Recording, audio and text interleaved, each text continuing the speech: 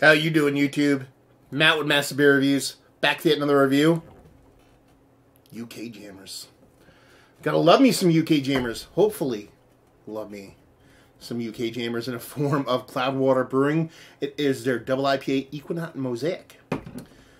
First things first. Thank you very much, Gary. He set me off. Gary is a viewer, a Instagram follower, that whole nine. And he was looking to kind of throw some UK beers my way. I'm going to send some beers back because that's quite the undertaking. But I appreciate the effort, and he sent me off a big box of beers, and most of it was Verdant and Cloudwater stuff. And the first Cloudwater beer I had was their Pilsner, and it was pretty fucking tasty. So I'm super excited to dive into this one. The second one of the batch I'm doing are the Cloudwater versions. Like I said, it's their double IPA Ekuanot Mosaic, 8% alcohol by volume. This was canned the 17th of January. This is the 31st of January. And on the side here we have Ekuanot takes the lead in a 25 GL dry hop, backed by a Mosaic.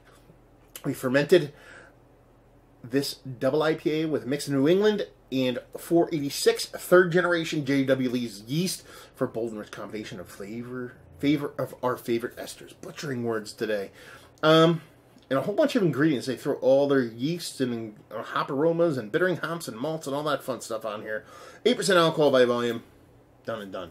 You know, kind of other halfy. But that's kind of where, you know, Cloudwater kind of sits. They're kind of the other half-ish version in the UK there.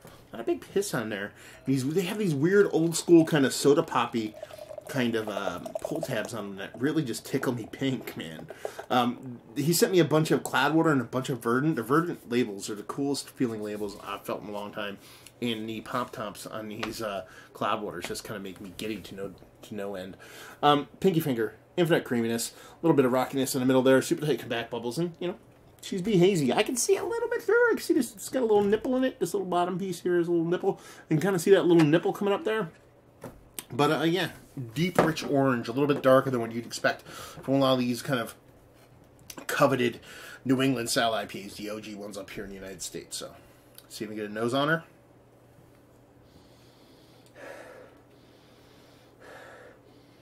Yeah, honestly, a little bit of soft green, peaches abound, but nothing too like violent.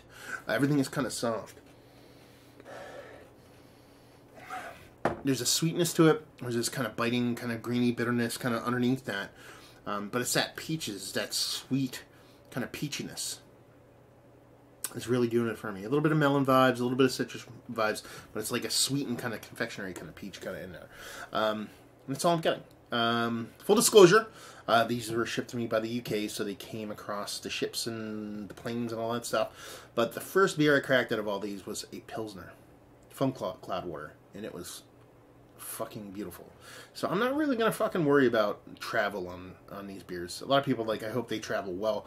If the Pilsner came off well, then it didn't hit any bad issues along the way. So take that for what it's worth.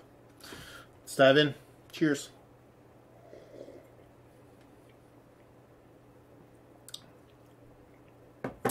Yeah, there's this cool big green thing going on. Ooh. Okay. Listen. This is a fucking weird fucking beer. In a super fucking cool, super fucking weird kind of way.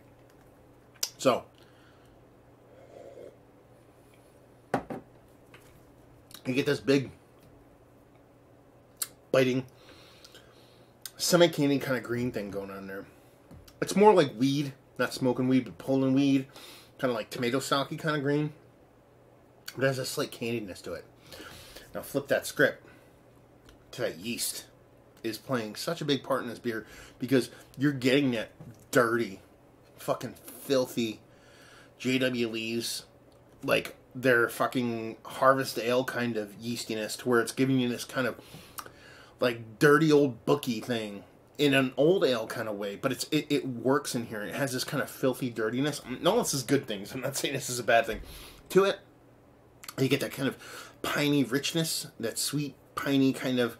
I didn't even mention that. It was like sweet piney combination with that with that kind of greeniness in there, that kind of, what I was talking about earlier, that kind of pulling weedy kind of tomato stocky thing with that little bit of kind of pininess, then you get this kind of dirtiness. I don't know what's going on. It's kind of weird because it's a tale of two beers. It's giving me a flavor, a yeast flavor, that is so ingrained in my brain as far as taste goes with J.W. Lee's, as far as just hitting that filthy, florin filthy dirtiness that I love and I covet in their kind of older ales, especially with some time on them. But you're putting it in this really freshly hopped kind of beer, which is making my brain kind of go all weird and stuff. I like it. I don't think this is going to be everybody's cup of tea, let's put it that way. But I fucking really dig it. Other than that, I mean, it's got a nice mouthfeel to it. It has that water, super soft, creamy, water nerdy thing going on. Underneath all that, we kind of get that peach, confectionery peach thing, but it's not nearly as big because of how big that kind of green, tomato stocky, pulling weedy thing into that slightly piney thing, into that kind of dirty floor basement kind of thing going on. It's kind of there. Those are the leaders in the pack, and are kind of keeping that kind of peach, kind of fruitiness at bay.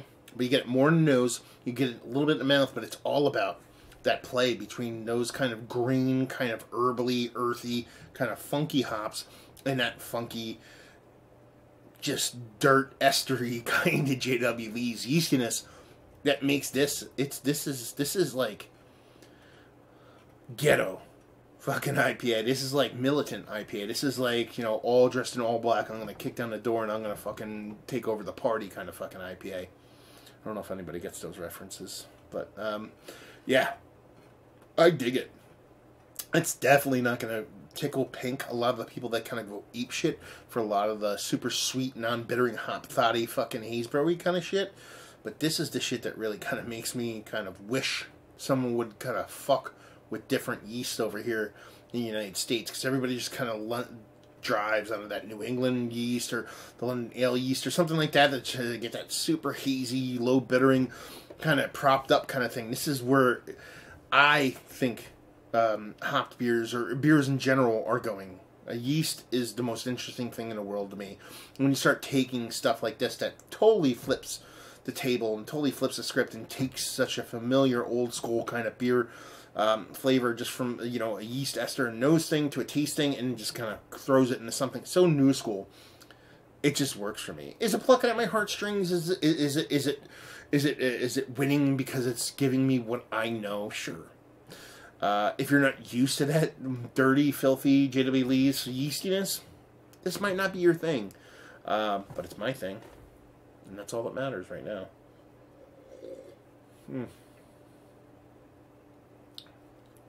It's so cool. I dig it. So yeah. And it drinks nothing like a double IPA. I can drink like 9 of these. So let's talk about it. Is it one of the better double IPAs that it has of late? Yes. Hops are fun. You know, the malt's fun, but the yeast win the day for me. So yeah, how about that? It's fucking delicious. 2 in a row, Cloudwater. So there you go. Who would have thunk it? Value availability, don't know. Maybe Gary can actually clue us in and all that and leave you with, if you like what, will you like this? If you like bittering hops, if you like a touch of that kind of new school hazy juiciness along with your bittering hops, if you like old school kind of English ales, especially J.W. Lee's, their yeast profile is so unique that it sticks out like a sore thumb in a beautiful way. And if you covet those beers and you like these new school beers and you want to have some weird kind of transformery kind of Frankenstein-y version of that in a perfect, beautifully done way, this is worth picking up because it's absolutely delicious. And I dig it. So there you go. Another review in the books. Hopefully you guys enjoyed the review. Didn't, anywhere in between, down at Words and Stuff. Facebook, Twitter, Instagram, Untapped. Massive Beers, all 4 of those places for the social medias. Podcast stuff that I do. Beer Massive. Beer and an M-A-S-S-I-F. BeerMassive.com. Or just go on your favorite podcasting app. Type in Beer Massive. It's mostly podcast-based stuff. A lot of brewer interviews. Go check them out. A lot of older interviews. There's over 100 brewer interviews on there. So go check that out. And yeah. Another review down. So hopefully you guys enjoyed the review. Hopefully enjoying some interesting, tasty, well-done jams right now. Hope to see you next time. Cheers.